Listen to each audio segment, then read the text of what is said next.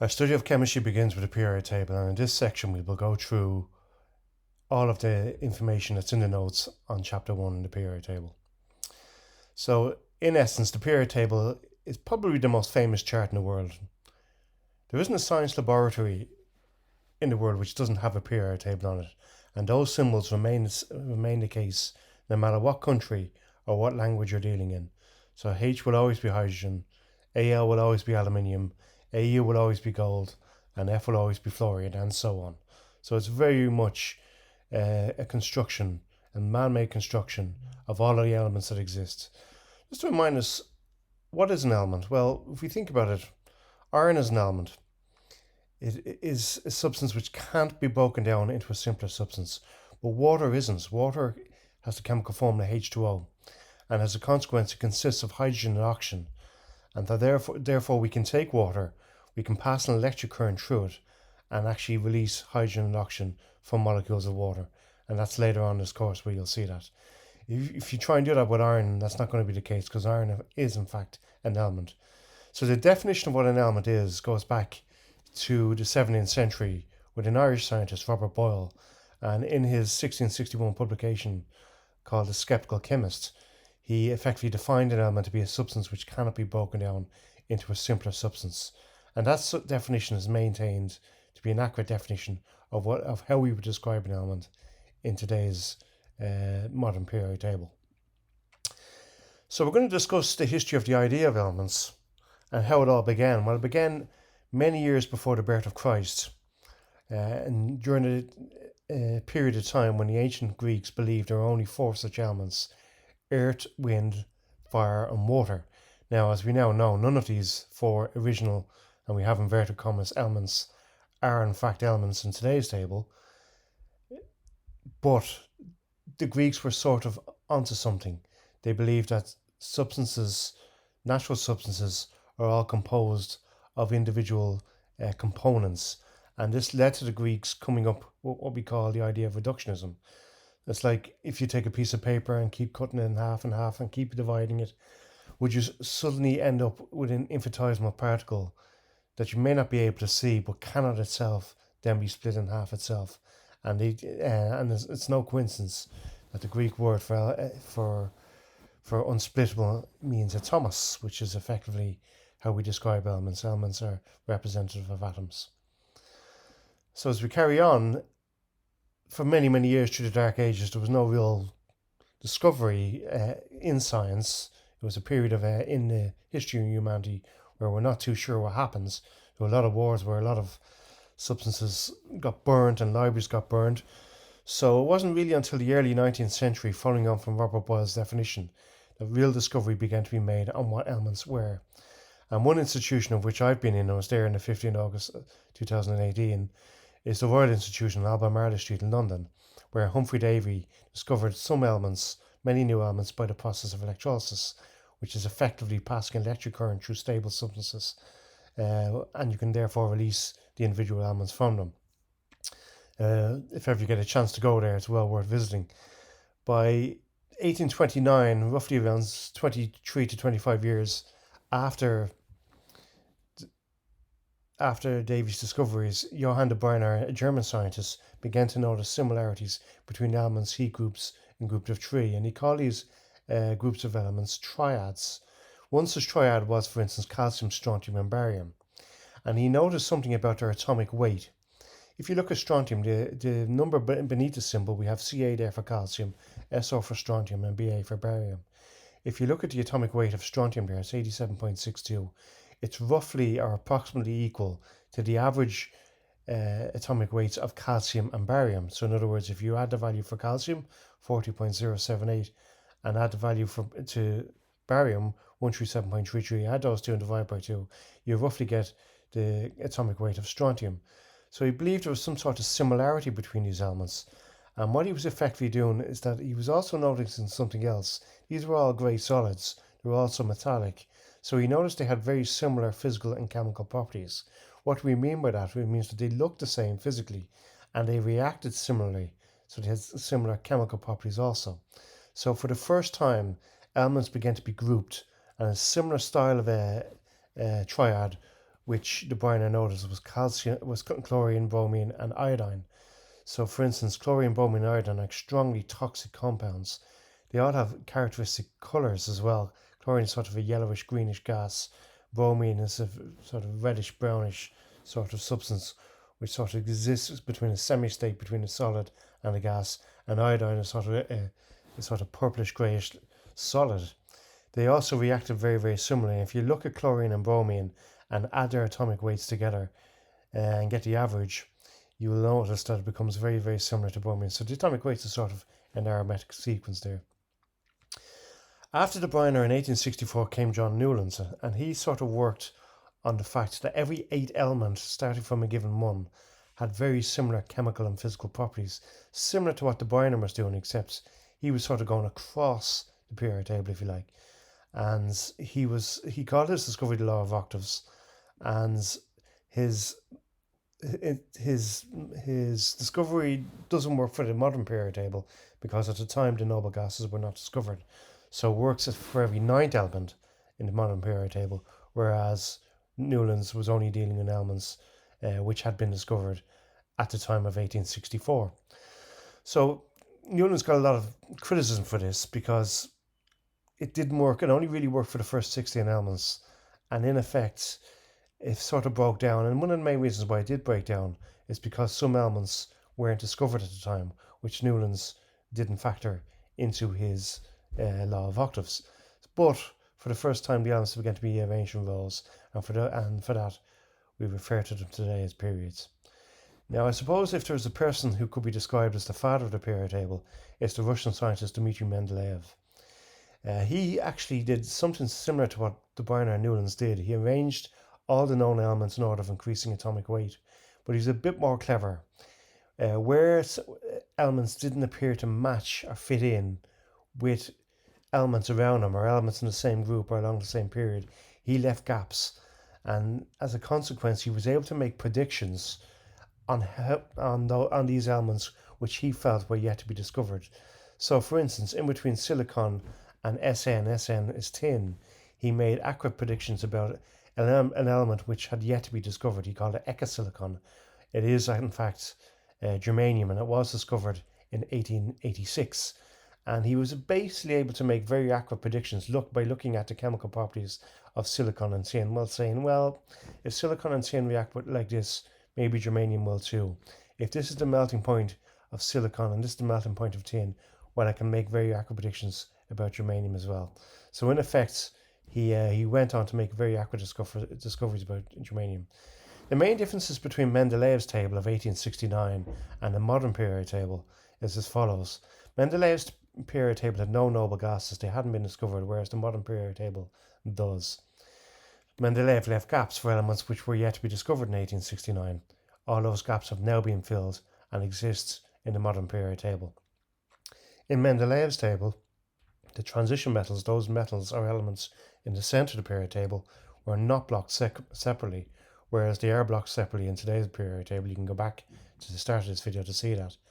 And in Mendeleev's table, the elements were arranged in order of increasing atomic weight, whereas in the modern table they're arranged in order of increasing atomic number.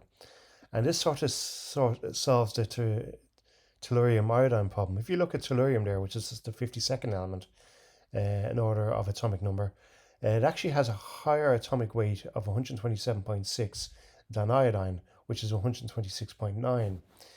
But Mendeleev had the sort of intuition to realize, hang on, tellurium doesn't match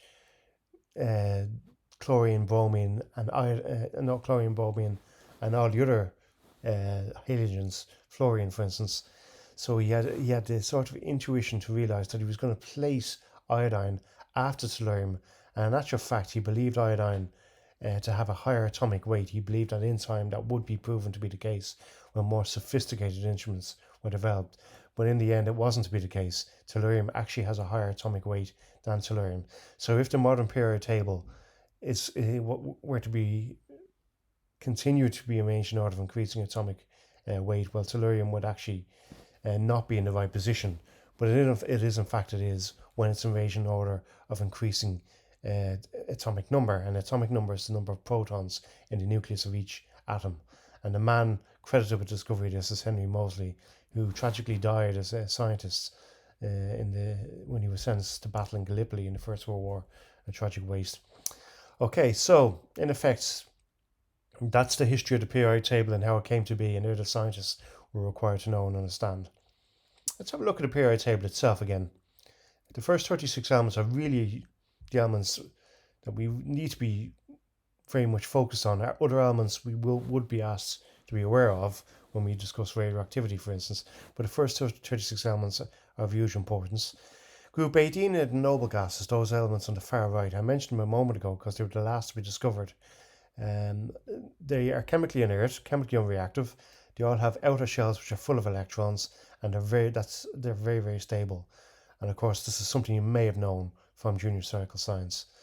Group 17 are the halogens. The halogens are extremely reactive. They're poisonous in large concentrations, and also we know this. Chlorine was used, for instance, Cl, as a weapon of war in the First World War, the Battle of Ypres in Belgium.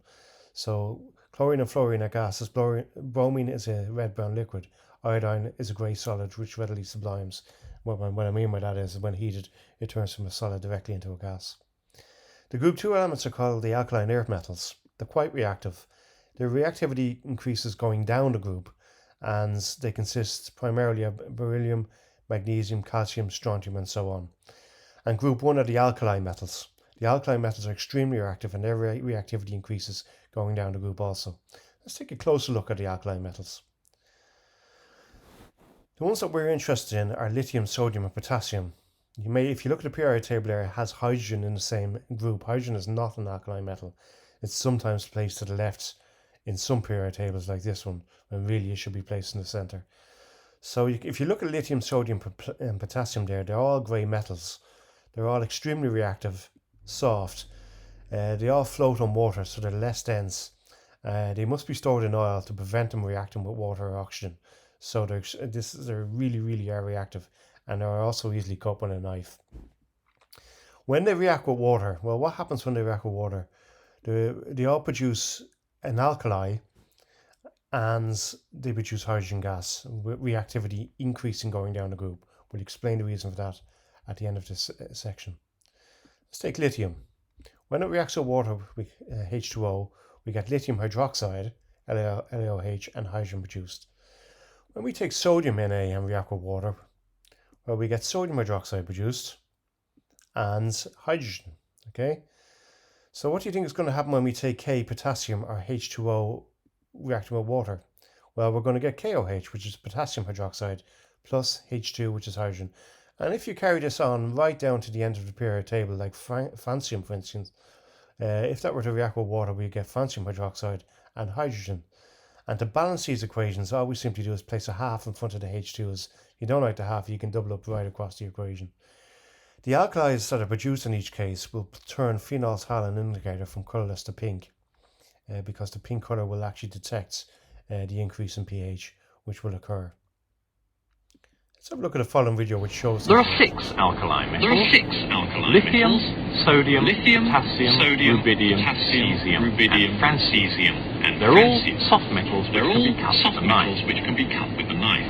In air, the elements quickly become coated with compounds that form on the metal surface. Here, for example, is lithium. When we slice it, you can see the metallic luster, but the black coating quickly reappears. Sodium is kept under oil to prevent reaction with air. Again, when we cut it, the metal surface can be seen. But this time, corrosion occurs even more quickly. With the next alkali metal, potassium, the corrosion in air is so quick that it's hard to see the metallic luster at all. As we go down the group, the elements seem to react more quickly with air. Now let's see another reaction of the alkali metals, the reaction with water.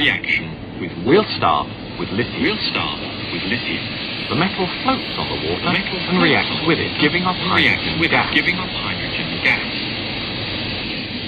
Now for sodium. Now for sodium. The same sort of thing happens, although the reaction is a bit more vigorous. All the alkali metals react with water in the same way. Let's see an equation for the reaction. Hydrogen gas is produced, and the metal dissolves to give an aqueous cation with a single positive charge. Now for potassium. This time you'll see a flame. The heat given out by the reaction is produced so quickly that the hydrogen gas catches fire and burns with a lively flame. The next element is rubidium. This time we put a safety screen between us and the reaction. You can see that things gradually become more terrifying as we go down the group. Let's try cesium. Our fifth alkali metal.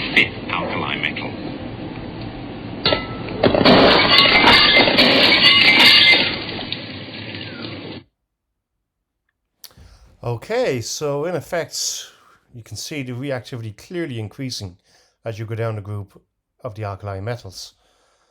So let's discuss the reason why that's the case. Why is lithium much less reactive than potassium? Lithium is the first alkali metal. Potassium is the third as you go down the group, lithium, sodium, potassium. Well, let's draw out atoms of lithium and atoms of potassium as you would have done at junior cert or junior cycle. Lithium atom has 3 electrons, so there they are there, 2 in the first and 1 in the second, there's lithium. And a potassium atom has 2 in the first, we have 8 in the second, as you would have done, there's our 8 in the second, 8 in the third, and 1 in the last. So one of a very obvious observable difference here is that a potassium atom is much bigger, and that is a factor in describing the reactivity as we go down the group. So what we would say here is that lithium has a smaller atomic radius than potassium. Its outermost electron is closer to the positive nucleus, and if that's the case, it is much harder for it to leave the nucleus and therefore react. So it will be less reactive. Doesn't mean it's not very reactive. What makes it very reactive is that outer shell. If lithium can lose that outer electron, well, therefore the inner shell will be the full outer shell, if you like, the full occupied outer shell, and therefore it will be quite stable. But because that outermost electron as it stands is quite close to the nucleus with a smaller atomic radius, it will be less reactive than potassium, where the outermost electron is much further away. Look at potassium in particular. If you look at potassium, look at its outermost electron. Its outermost electron, not only is it further away, but it's also shielded from the larger nucleus, or the larger nuclear charge, if you like. In potassium, there's 19 protons, 19 positive charges. In lithium, there's 3 positive charges, 3 protons. So the positive charge is roughly 6 times greater than in potassium than it is in lithium. So you might imagine that the outermost electron will be closer to the positive nucleus in potassium because of an electrical attraction, if you like, between the positive and negative charges. But the inner electrons in the inner shells of potassium will actually screen out or offset or cancel out, if you like, the increase in nuclear charge in potassium. So therefore, potassium is also more reactive under that circumstance.